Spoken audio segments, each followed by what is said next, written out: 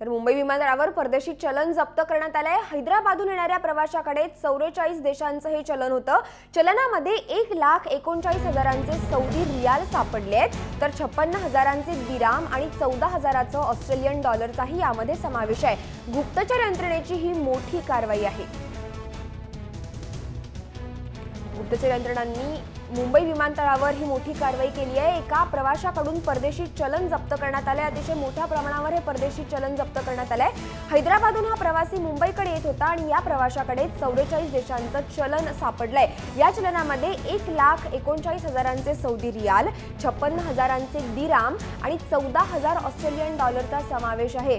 गुप्तचर यंत्रणेची ही मोठी एक कारवाई आहे।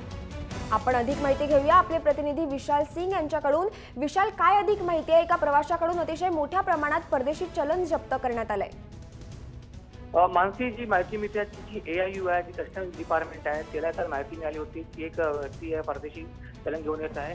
त्याची तपासणी केली, त्याच्या एखादे पेपर होतात त्यामध्ये दोन त्यांनी पैसे ठेवले होते। त्याच्यामध्ये मोठ्या प्रमाणात जो विदेशी करन्सी जप्त करण्यात आलेली आहे।